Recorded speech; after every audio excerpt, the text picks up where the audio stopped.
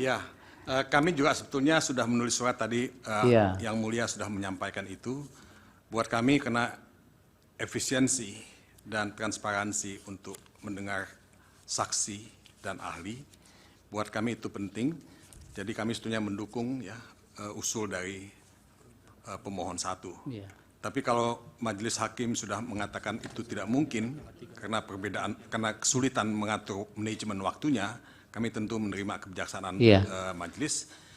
Dan untuk permintaan ya dari paslon 1, sebab kami juga ingin mengajukan hal yang sama yang mulia.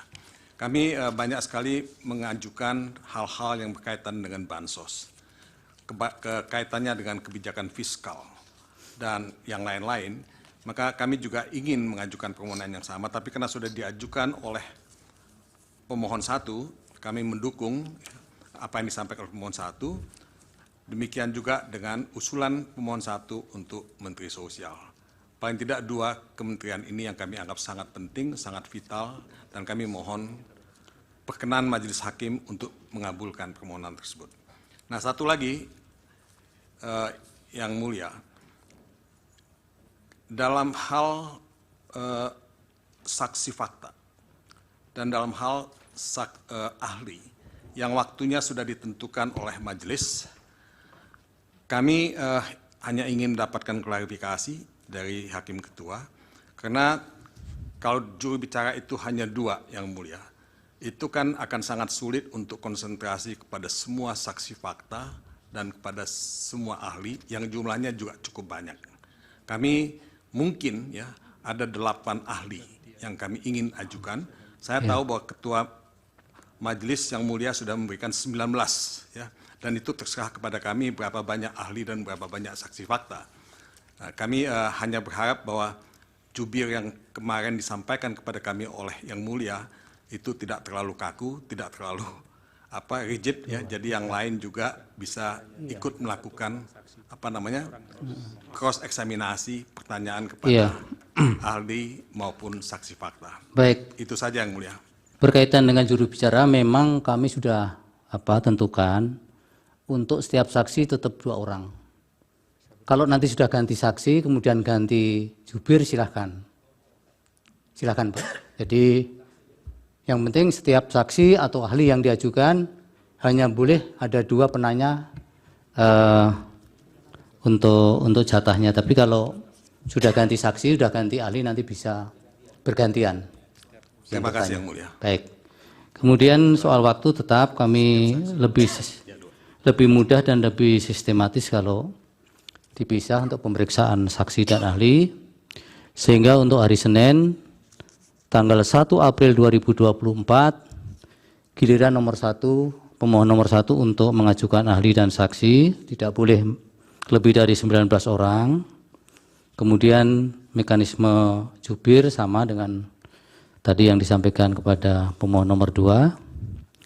Kemudian berkaitan dengan ada beberapa permintaan untuk memanggil kementerian itu nanti kami akan bahas dulu di rapat hakim. Kemudian para pihak supaya hadir tanpa kami panggil untuk jadwal-jadwal tersebut. Sedangkan hari Senin tanggal 1 April pemohon nomor 2 tidak hadir dulu, jadi istirahat dulu. Sementara yang lain tanpa kami panggil supaya hadir karena ini sudah merupakan pemberitahuan resmi. Baik pihak terkait, Bawaslu, KPU, dan pemohon nomor 1.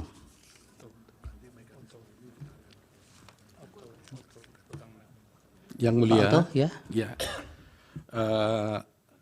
Semuanya nanti akan diserahkan kepada keputusan Yang Mulia, tapi sehubungan dengan permohonan daripada 01 untuk memanggil dari pihak menteri dan sebagainya, kami hanya mohon dipertimbangkan saja bahwa mengingat ini bukan pengajuan perkara ini bukan perkara pengajuan norma, tapi ini adalah satu sengketa di mana menurut kami adalah berlaku asas actori incumbit probatio, bahwa barang siapa yang membuktikan haknya maka dia harus beberapa bukti ada pada penggugat, maka pemohon, maka mungkin sebaiknya itu tidak diperlukan.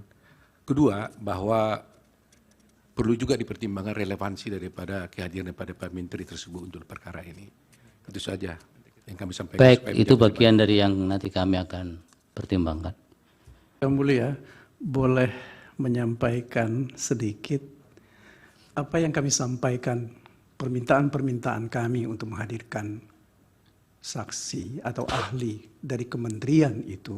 Ini adalah satu proses pembuktian, terutama terkait dengan kebijakan yang telah diambil oleh pemerintah. Sebab bagaimanapun juga penggunaan bansos itu adalah dari APBN. Dan APBN itu adalah milik kita semua, bukan milik orang tertentu. Nah, oleh karena itu, karena ini tidak bisa dimintai pertanggungjawaban atau dimintai keterangan terkait dengan hal-hal yang lain, maka kami harapkan kami diberi kesempatan untuk meminta mereka dihadirkan sehingga bisa menerangkan apa yang menjadi dasar dan pertimbangan penggunaan bansos yang sampai 495 triliun Iya, mungkin itu. cukup Pak Terima kasih, Magdir, Yang Mulia. nanti kami pertimbangkan semua itu. Karena memang harus dicermati bahwa ini kan perkara interpartes ya, adversarial. Jadi ketika mahkamah harus membantu memanggil, nanti ada irisan-irisan dengan keperpihakan itu. Jadi harus hati-hati.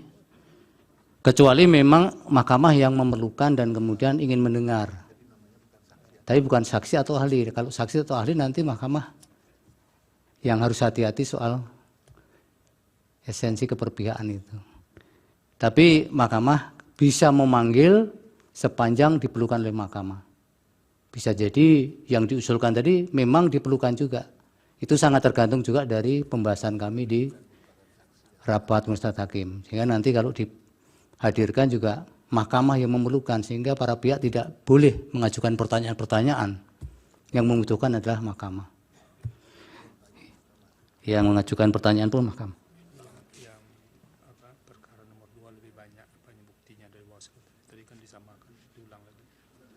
Ya.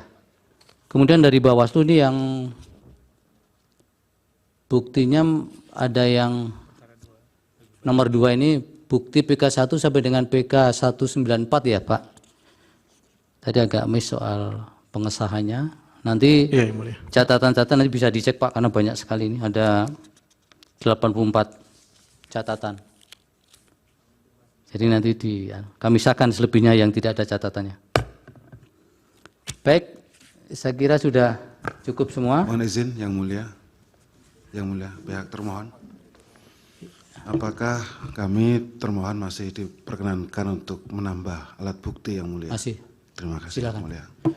Baik, untuk memberi kesempatan kepada Yang Mulia, kami mohon pandangan atau pendapat. Hari Senin itu kebetulan tanggal 1 April, kami mendapatkan 2 undangan. Yang pertama adalah rapat dengar pendapat dengan Komisi 2 lanjutan. Kemudian yang kedua adalah sidang DKPP juga lanjutan. Mohon pandangan supaya kami di sini mungkin lebih penting Pak. baik, supaya kami juga tidak dianggap melanggar kode etik karena nggak mendatangi sidang. Ya, Terima kasih. kalau soal etik kami tidak ikut-ikut. Baik, untuk beri kesempatan kepada pemohon 1 menghadirkan saksi dan ahli, maka persidangan hari ini ditunda sampai dengan hari Senin tanggal 1 April 2024 pukul 08 waktu Indonesia Barat di tempat Mahkamah Konstitusi.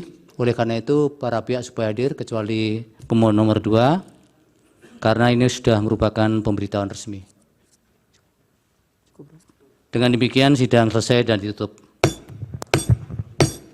Hadirin dimohon berdiri.